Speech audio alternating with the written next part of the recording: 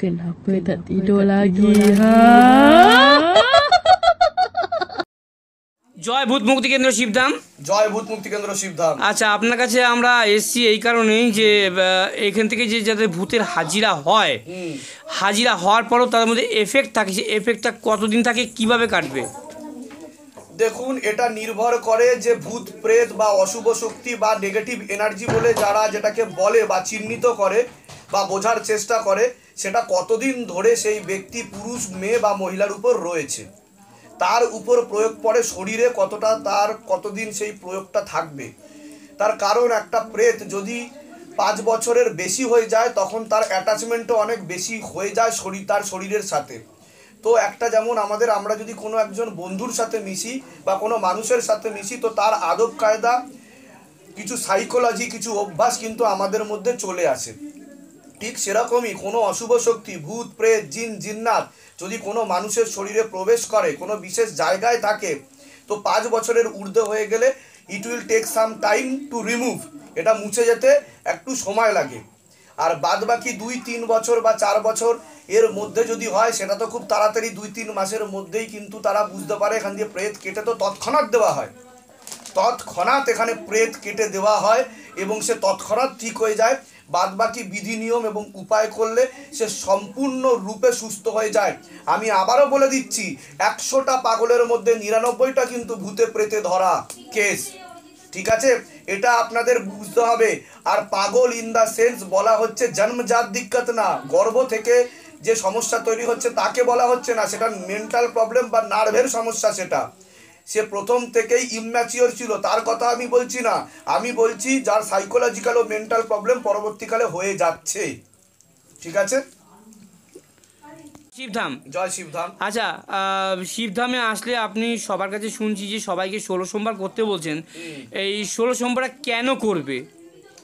দেখুন, এটা তো পরম্পরা, এটা বিধি নিয়ম। আমরা যুগ যুগ ধরে আমরা কিন্তু প্রথমে থেকে করে এসেছি, কিন্তু সেই পরম্পরা কালক্রমে ছিন্ন হয়ে গেছে।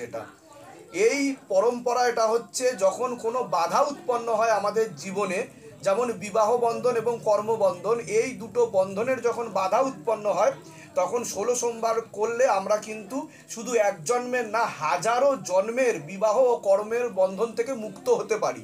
তো সেক্ষেত্রে শিবধামের তরফ থেকে এই 16 সোমবার আমি চালু করেছি এবং এটা করে কিন্তু অনেকেই লাভবান হয়েছেন এবং তারা তার প্রত্যক্ষ ভিডিও কিন্তু তারা এসে দিয়ে গেছেন। সেই প্রমাণস্বরূপ ভিডিও চলছে, এখনও রানিং চলছে।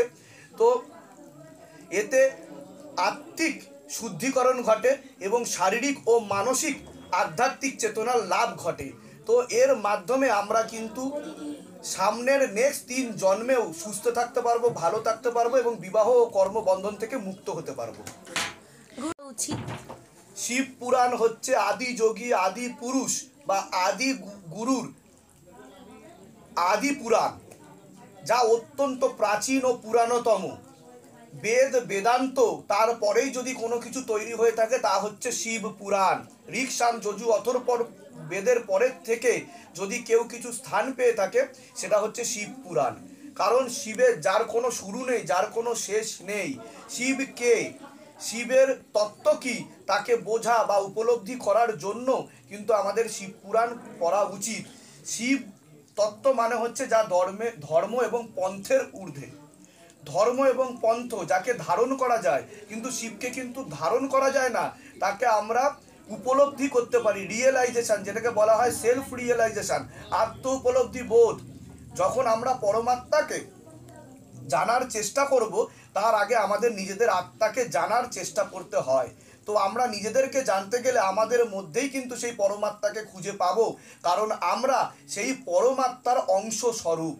যেমন মহাদেবের মন্ত্র ওম নমঃ শিবায় শক্তিরূপে গুরুপিরানন্দম নমঃ, ওম ওম নমঃ শিবায় শান্তায় করণত্রয় হেতুবে নিবেদয়ামি চত্বানন্তং গতি পরমেশ্বরম।